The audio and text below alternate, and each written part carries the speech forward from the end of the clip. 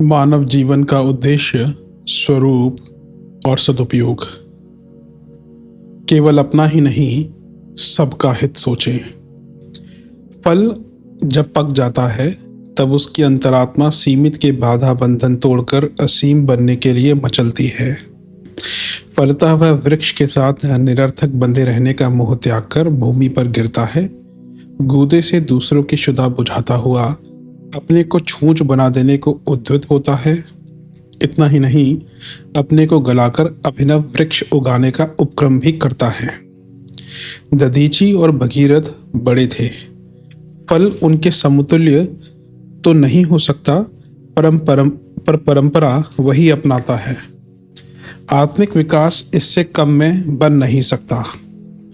आत्मिक प्रगति की सार्थकता इतने सत्साहस का परिचय देने बिना सिद्ध नहीं होती। पके हुए फल की यही स्थिति है। जो इसे स्वीकार नहीं करता और पत्तों के झुरमुट में मुंह छिपाने और जान बचाने की कोशिश करता है, वह चाहता भले ही हो पर सुरक्षित रह नहीं पाता। प्रकृति उसका वैभव छीन लेती है और पत्तों के बीच सूखे, दुर्गंधित और कुरूप जरा जीर्ण जैसी दुर्गति में उसे धकेल देती है। मानवीय प्रकृति का भी यही गति चक्र है। जो उसे तोड़ते हैं वे चतुर बनते भर हैं। अंततः ऐसे व्यक्ति मूर्ख सिद्ध होते हैं। निर्झर अपने पिता का उत्तराधिकार धन वैभव पाता तो है, पर उसका ना तो उपभोग करता है और ना संग्रह। नियति की इच्छा को समझता है और गति चक्र को अग्रगामी बने रहने में व्यवधान उत्पन्न नहीं करता है। यहाँ सब कुछ आगे बढ़ रहा है। पिछले पग को उठाने पर ही उसे आगे बढ़ना या बढ़ाना संभव होता है। दौड़ने के लिए जो तैयार ना हो, उसे पाने की आशा त्यागनी ही पड़ती है। सृष्टि का यही सनातन नियम है। निर्झर को अस्थाई जैसा ज्ञान विज्ञान तो नहीं मिला है, पर अनुकरण वह उन्हीं की रीति का करता है। पर्वत के दिए अनुदान को वह एक हाथ से पाता और दूसरे से आगे बढ़ाता है। उपलब्ध अनुदान की जलराशि बहना आरंभ करती है तो उसे अन्यान्य जलधाराओं का स्नेह सहयोग मिलता चला जाता है।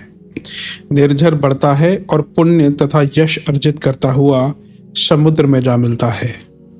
अपूर्णता को पूर्णता तक पहुंचाने के लिए इसके अतिरिक्त दूसरा मार्ग है भी तो नहीं। बादलों की कुल परंपरा बरसने की है। अपने को गलाने और भूतल पर हरितिमा उगाने में उन्हें घाटा नहीं दिखता। यूं स्वार्थ परायणों के लिए तो दुस्साहस कल्पनातीत हैं। वे इसे उपहास्यास्पद मूर्खता ही कह सकते हैं। किंतु बादलों को दूरदर्शिता और उदारता का जो वरदान मिला है, उसका परित्याग करते भी उनसे नहीं बन पड़ता। फलतः न घाटा बताने वाला गणित सीखते हैं और न उपहास की परवाह करते हैं। नियति उनकी पीठ थपथपाती है, आकाश में उड़ने और असंख्यों की आशा का केंद्र बनने का अवसर देती है। मेघ गरजते हैं तो भी हरसते हैं। कोई उन्हें इंद्र कहता है, कोई वरुण। उनका कर्तृत्व काल पावस कहा जाता है और धन्य बनता है। मोरों के नृत्य और मेघ मल्हारों के गीत उन्हें अपनाई गई नीति की सार्थकता बताते हैं। प्रत्यक्षवादियों के लिए इस प्रयास में मूर्खता के अतिरिक्त और कुछ दृष्टिगोचर नहीं होता। पर दूरदर्शी जानते हैं कि बादलों ने खोया कुछ नहीं, उन्होंने पाया ही पाया है। वैभव तो वस्तुतः समुद्र का था, उन्हें मात्र परिवहन और वितरण भर करना पड़ा। श्रेय इतना अधिक मिला कि वास्तविक दानी समुद्र को उनके सौभाग्य पर गदगद हो जाना पड़ा। फूल सुंदर लगते हैं, सुगंधित होते हैं और सम्मान पाते हैं, क्योंकि वे मधुर फलों की पूर्व भूमिका होते हैं। वृक्षों को आश्रयदाता कहा जाता है, क्योंकि वे शीत आतप सहते हुए अनेकानेकों की सुविधा प्रदान करते हैं। सूर्य देवता हैं और चंद्रमा भी। निर्जीव पिंडों को वह श्रेय सौभाग्य कैसे मिल सका है? इसका उत्तर एक ही है। देव परंपरा का अनुगमन अनवरत श्रम करते हैं।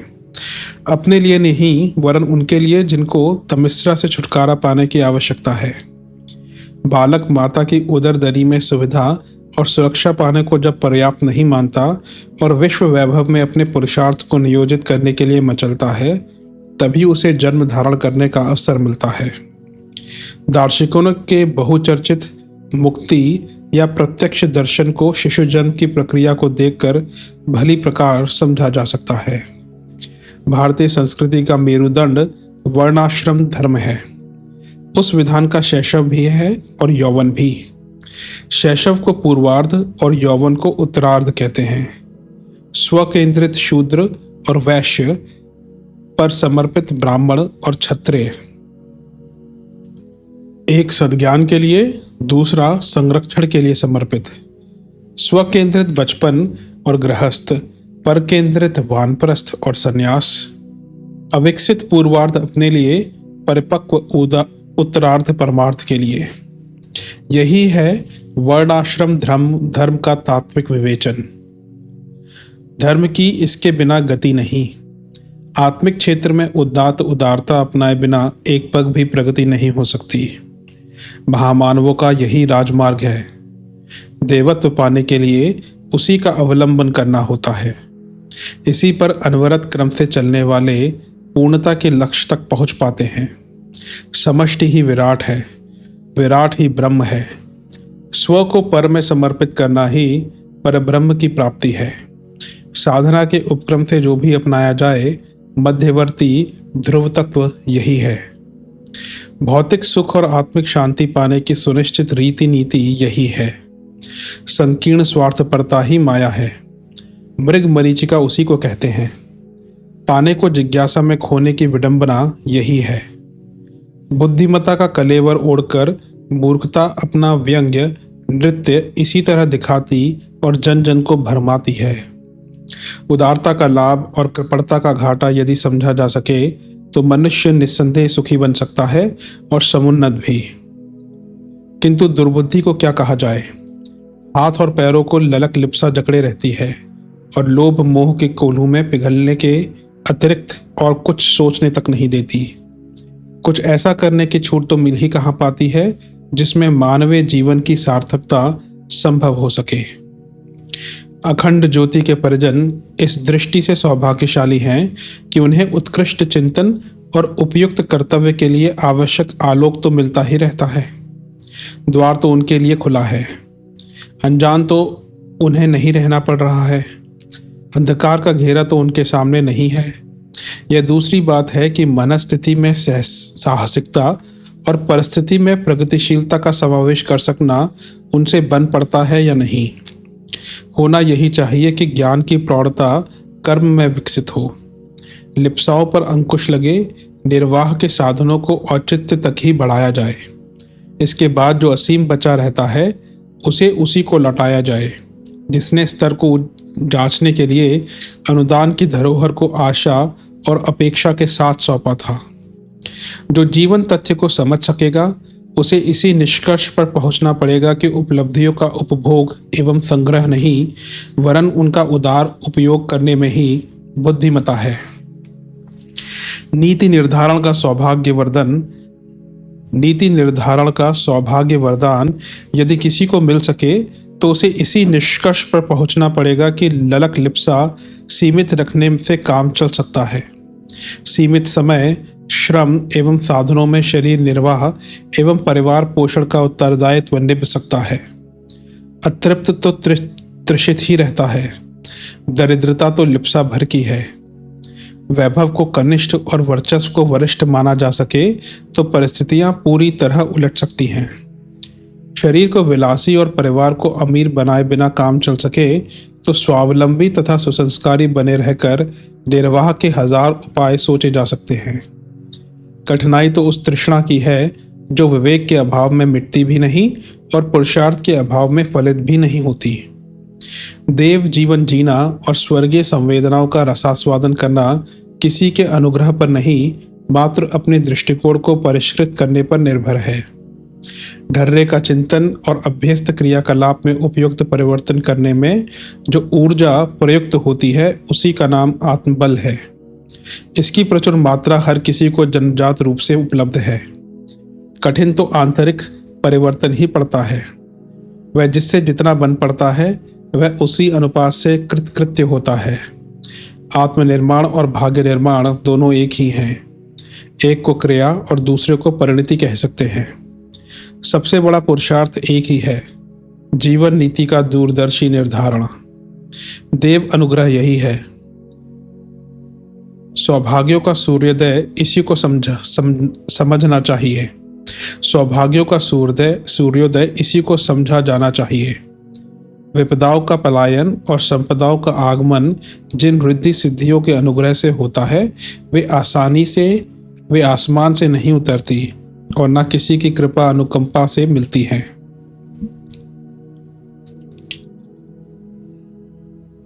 आत्मनिर्माण और भाग्य निर्माण दोनों एक ही हैं। एक को क्रिया और दूसरे को परिणति कह सकते हैं। सबसे बड़ा पुरुषार्थ एक ही है, जीवन नीति का दूरदर्शी निर्धारण। देव अनुग्रह यही है। सौभाग्यों का सूर्योदय इसी को समझा जाना चाहिए। विपदाओं का पलायन और संपदाओं का आगमन जिन रिद्धि सिद्धियों के अनुग्रह से होता है, वे आसमान से नहीं उतरती और न किसी की कृपा अनुकंपा से मिलती हैं। जीवन क्रम में उत्कृष्टता का समावेश ही वह मंत्र साधन है जिसे सिद्ध कर लेने पर वह सब कुछ मिल जाता है जो मिलने योग्य है। उदार चेता और दूरदर्शी ऐसी नीति अपनाते हैं जिसमें सीमित स्वार्थ और असीम परमार्थ की पूर्ति सुसंतुलित रीति से होती रहे। इसके लिए न किसी को भूखा मरने की आवश्यकता है और न परिवार को निराश्रित छोड़ने की। औचित्य की मर्यादा में दोनों का परिपोषण करने में किसी सामान्य को भी असामान्य दौड़ धूप या चिंता करने की आवश्यकता नहीं पड़ती।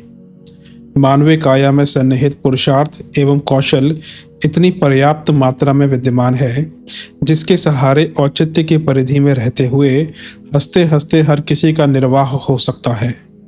साथ ही जीवनोद्देश्य की पूर्ति के लिए अनिवार्य रूप से आवश्यक परमार्थ प्रयोजनों के लिए भी पर्याप्त अवसर मिल सकता है। जो उसका सुसंतुलित उपयोग कर सकें, उनके लिए निर्वाह और विकास की, सुख और शांति की, समृद्धि और प्रगति की उभय पक्षी उपलब्धियां प्राप्त कर सकना तनिक भी कठिन न रहेगा। सुसंस्कृत ही समुन्नत होते हैं। दृष्टिकोण ऊंचा रहे तो उत्कर्ष के प्रत्येक शिखर का दर्शन ही नहीं, परिभ्रमण भी सहज हो सकता है। यही है सुखद सफलता जिस पर जीवन का उपभोक्ता और दाता दोनों ही संतुष्ट और प्रसन्न हो सकते हैं। यह एक सुविज्ञात तथ्य है कि सभ्य समाज श्रेष्ठ मनुष्यों से ही बनता है। यहाँ तक कि संसार के समाजशास्त्री भी यही मानते रहे हैं कि किसी देश या समाज को समुन्नत या प्रगतिशील तभी माना जा सकता है जब वहाँ के नागरिक व्यक्तित्व संपन्न हो। ऊंचा दृष्टिकोण और सुदृढ़ चरित्र ही मनुष्य की वास्तविक मजबूती है। मजबूत ईंट पत्थरों का प्रयोग होने से ही कोई इमारत सुदृढ़ एवं स्थायी बनती है। यही बात समाज या देश के संबंध में भी है। यदि नागरिक व्यक्तित्व की दृष्टि से घटिया रहेंगे तो वैभव की दृष्टि से प्रचुर संपदा के अधिपति होते हुए भी वे दोष दुर्गुणों से ग्रस्त रहेंगे। सामर्थ्य का अनुपयुक्त कार्यों में अपव्यय करेंगे तथा दोष प्रवृत्तियों में संलग्न रहकर समूचे समाज के लिए विक्षोभ संकट उत्पन्न करेंगे। फलतः वह संपदा निकम्मी सिद्ध होगी और उस समाज की सशक्तता तथा प्रगति कही जाने वाली सफलताएं उत्पन्न करने में तनिक भी सहायक सिद्ध न होंगी। चरित्रवान नागरिकों वाला समाज वैभव की दृष्टि से पिछड़ा कहा जाए तो भी कुछ बनता बिगड़ता नहीं। सद्गुणी व्यक्ति स्वल्प साधनों का मिलजुल कर नीतियुक्त सदुपयोग करते हैं और उतने भर से इतना काम चला लेते हैं जितना कि धन कुबेरों के लिए भी संभव नहीं हो पाता। युद्ध में मनस्वी जीतते हैं। अस्त्र शस्त्रों की विपुलता रहने पर भी उस पक्ष को पराजित होना पड़ता है जिसके सैनिकों में वीरता एवं देशभक्ति की कमी रहती है। इतिहास के सभी खंडों पर दृष्टिपात करने पर इसी निष्कर्ष पर पहुंचना पड़ता है कि व्यक्तिवादी लोग संकीर्णता की रीति नीति अपनाते हैं। फलतः समाज की उपेक्षा करके निजी लाभों का ताना बाना बुनते रहते हैं। इस बिखराव का प्रतिफल समाज की दुर्बलता बनकर प्रकट होता है। सभी जानते हैं कि समन्वय, संगठन, एकीकरण में कितनी अधिक सामर्थ्य होती है। तिनके मिलकर रस्सी बनाते और सीकों का समूह बुहारी बनकर उपयोगी से भूमिका निभाता है। यदि तिनकों और सीकों को बिखेर दिया जाए तो वे निरुपयोगी तो होंगे ही, साथ ही अपने अस्तित्व की रक्षा कर सकने में भी समर्थ ना हो सकेंगे। एकता को दृढ़ता का प्रतीक माना गया है।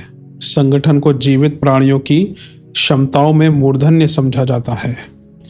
यह एकता सैनिकों, मधुमक्खियों, चींटियों, दीमकों आदि में देखी जाती है।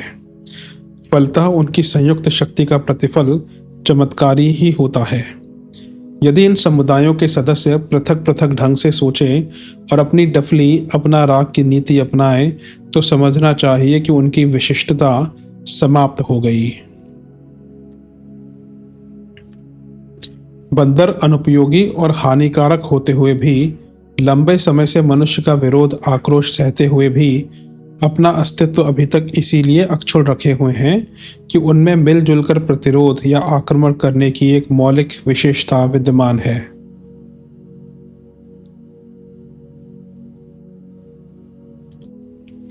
बंदर अनुपयोगी और हानिकारक होते हुए भी, लंबे समय से मनुष्य का विरोध आक्रोश सहते हुए भी अपना अस्तित्व अभी तक इसीलिए अक्षुण्ण रखे हुए हैं कि उनमें मिलजुल कर प्रतिरोध या आक्रमण करने की एक मौलिक विशेषता विद्यमान है। इसके विपरीत सिंह, व्याघ्र अति समर्थ होते हुए भी पारस्परिक विग्रह के कारण अपना अस्तित्व धरती से समाप्त करते चले जा रहे हैं। बंदर अनुपयोगी और हानिकारक होते हुए भी, लंबे समय से मनुष्य का विरोध आक्रोश सहते हुए भी अपना अस्तित्व अभी तक इसीलिए अक्षुण्ण रखे हुए हैं कि उनमें मिलजुल कर प्रतिरोध या आक्रमण करने की एक मौलिक विशेषता विद्यमान है। इसके विपरीत सिंह, व्याघ्र अति समर्थ होते हुए भी पारस्परिक विग्रह के कारण अपना अस्तित्व धरती से समाप्त करते चले जा रहे हैं। एकता तो एक रूपता में, सम्मिलित निवास में भी दृष्टिगोचर होती है, किंतु वास्तविक एकता भावनात्मक ही है। इसको आत्मीयता, सहकारिता, सामाजिकता आदि नामों से पुकारते हैं। मिलजुल कर रहना, मिलकर खाना यूं एक प्रथा परंपरा जैसी प्रतीत होती है, पर वस्तुतः वह है विशुद्ध रूप से वैयक्तिक उत्कृष्टता। दूसरों के प्रति प्रेम भाव एवं सम्मान रखने पर ही यह संभव होता है कि कोई व्यक्ति सच्चे अर्थों में समूहवादी बन सके। एकाकीपन, व्यक्तिवादी, संकीर्ण स्वार्थपरता में यह लाभ दिखता है कि दूसरों के मामले में दिलचस्पी लेकर या सहायता देकर क्यों अपना समय, श्रम या धन खर्च किया जाए। इसमें दूसरों का लाभ हो सकता है पर अपने को तो नुकसान ही पड़ेगा। खुदगर्जी इसी तर्क एवं मान्यता की परिणति है। उथले चिंतन से यह तर्क मजबूत मालूम पड़ता है, पर थोड़ी सी गहराई में प्रवेश करते ही उसका खोखलापन सिद्ध हो जाता है। मनुष्य में सामर्थ्य तो अनेक है, पर खाने सोने को छोड़कर और कोई उपलब्धि ऐसी नहीं है जो दूसरों के सहयोग के बिना हस्तगत हो सके। इसलिए सहयोग मिलने की आवश्यकता तो पग पग पर रहेगी ही। यह कैसे मिले, ना मिले तो काम कैसे चले। एकाकी प्रयत्न एवं सीमित साधन निर्वाह से लेकर प्रगति तक के अनेकानेक प्रयोजनों की पूर्ति कैसे संभव हो। दूसरों की सहायता यदि पग पग पर अपेक्षित रहती है तो उसे प्राप्त कैसे किया जाए। मुफ्त में कोई क्यों देगा। जिस प्रकार हम खुदगर्जी को बुद्धिमता मानते हैं, उसी प्रकार अन्य लोग क्यों ना मानेंगे। पैसा देकर हर सहयोग कहाँ तक खरीदा जाता रहेगा, फिर उतना पैसा कमाया कैसे जाएगा। एकाकी पुरुषार्थ से तो कमाई भी सीमित ही हो सकती है। आर्थिक क्षेत्र के आदान प्रदान को श्रम, समय, साधन बेचकर पैसे के रूप में या अन्य अपने उपयोग की वस्तुओं के रूप में खरीदा जा सकता है, पर इतने से ही तो सारी आवश्यकताओं की पूर्ति नहीं हो जाती। मैत्री, आत्मीयता, स्नेह, सौजन्य जैसी भावनात्मक आवश्यकताएं पैसा देकर नहीं खरीदी जा सकती। माता से संतान को मिलने वाला वात्सल्य, पत्नी का एकात्म समर्पण कहाँ कितने मूल्य पर कोई खरीद सकता है। वफादार मित्र कोई कहाँ से किस प्रकार क्रय करेगा। यदि इस स्तर का कुछ ना मिल सका तो क्या रूखी, नीरस, निराश, कुरूप, कर्कश जिंदगी जीनी ना पड़ेगी। कौटुंबिकता में वस्तुपरक आदान प्रदान की प्रमुखता नहीं होती, वरन उस आनंद में पारिवारिकता के रूप में अनुभव की जाने वाली उदार आत्मीयता ही सारी पृष्ठभूमि बनाती है। भावनात्मक आदान प्रदान के बिना एक पक्षीय सहयोग कैसे मिले। एक अपने मतलब में चौकस रहे और दूसरा उसे अकारण ही स्नेह सहयोग देता रहे, इसकी व्यवस्था कैसे बन सकेगी। इस विश्व व्यवस्था में हर वस्तु मूल्य देकर खरीदनी पड़ती है। कर्मफल इसी प्रक्रिया का नाम है। सहयोग प्राप्त करने के लिए भी सहयोग देना पड़ता है। भावनात्मक सहयोग के लिए भावनात्मक सहयोग देना होता है। उच्च स्तरीय सहयोग जिस वस्तु के बदले मिलता है वह है प्रामाणिकता, सदाशयता। इससे कम में किसी के प्रति किसी के मन में श्रद्धा उत्पन्न नहीं होती। वह ना हो तो फिर सम्मान और सहयोग का ढोंग भर रचा जा सकता है। वैसा कुछ स्वाभाविक रूप से उमड़ता उभरता नहीं देखा जा सकता है। यदि किसी को सद्भाव अपेक्षित हो तो अपने खेत में उसकी अच्छी खासी फसल उगानी पड़ेगी, जिसे बेचकर अनेकों से अनेक स्तर के स्नेह सम्मान अर्जित किए जा सकें। अपनी जेब खाली होने पर दूसरों से मांग जांच कर काम चलाने का धंधा बहुत कम समय तक नहीं ही चल सकता है। प्रगति के लिए शारीरिक स्वास्थ्य, मानसिक प्रशिक्षण, आर्थिक वैभव, पद कौशल आदि की आवश्यकता तो है ही, पर यह भी भुला ना दिया जाए कि इन सबसे अधिक आवश्यकता है सहयोग की। इससे अधिक आवश्यकता है सहयोग कि यह जितने ऊंचे स्तर का जितनी अधिक मात्रा में उन्हें उपलब्ध होता है, वे उसी अनुपात से ऐसी परिस्थितियां प्राप्त करते हैं जो प्रगति पथ पर अग्रगामी बनाने में असाधारण रूप से अनुकूलता उत्पन्न कर सके। उपार्जन सभी अच्छे हैं क्योंकि उनके बदले अभीष्ट वस्तुओं, परिस्थितियों एवं सेवकों को खरीदा जा सकता है।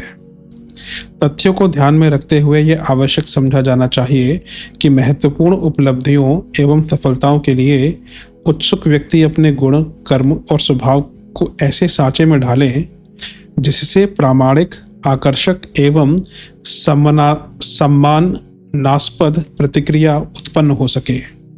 यह प्रतिक्रिया ही चिरस्थायी एवं उच्च स्तरीय प्रगति का पथ प्रशस्त करती है। यही कारण है कि समाजशास्त्री इस बात पर बहुत जोर देते रहे हैं कि किसी देश या समाज को समुन्नत बनाने के लिए उसके सदस्यों को व्यक्तित्व की दृष्टि से वजनदार होना चाहिए। यह वजन जिन कारणों से बढ़ता है उनमें मूर्धन्य वे हैं जो व्यक्ति को ऐसी विशेषताओं से संपन्न कर सकें जो किसी भी संपर्क में आने वाले पर अपनी छाप छोड़ती और प्रभावित करके सहयोगी बनाती है। आध्यात्म विज्ञान यही सिखाता है। सारी शिक्षाओं का निष्कर्ष यही है कि व्यक्ति का अंतः महान बने। हर मनुष्य आत्मिक प्रगति की दिशा में अग्रसर हो। आत्मिक प्रगति का अर्थ है अंतःकरण में उत्कृष्टता का अभिवर्धन। उत्कृष्टता का तात्पर्य है दृष्टिकोण की शालीनता और व्यवहार में उदारता। इन दोनों का संवर्धन जिस उपाय से हो सकता है वह है सेवा साधना का अवलंबन। उपासना कृत्यों की तरह ही इसकी गरिमा है। साधना और उपासना के इस युग्म को अन्योन्याश्रित एक दूसरे का पूरक माना गया है। सेवा साधना में संलग्न होने से मात्र लोक मंगल द्वारा ईश्वरीय आकांक्षा की पूर्ति ही नहीं होती, वरन व्यक्तित्व में गुण, कर्म और स्वभाव की श्रेष्ठता की अभिवृद्धि भी होती है। सेवा धर्म अपनाने से स्वार्थ और परमार्थ दोनों की पूर्ति होती है। आत्मसंतोष, लोक श्रद्धा, जन सहयोग एवं दैवी अनुग्रह के चारों ही लाभ सेवा धर्म अपनाने वालों को हाथों हाथ मिलने लगते हैं। हर व्यक्ति को यह तथ्य मानकर चलना चाहिए कि आत्मिक प्रगति और साथियों का सहयोग सेवा धर्म के साथ जुड़े हुए हैं। बिना उत्कृष्टता अपनाए प्रगति नहीं होती और बिना उदार आत्मीयता के समावेश के जीवन में सहयोग नहीं मिलता। जो देता है वह बदले में भरपूर पाता है। समाज निष्ठा हर व्यक्ति का परम धर्म है, जिसे निभाकर विविध लाभ अर्जित करना संभव है।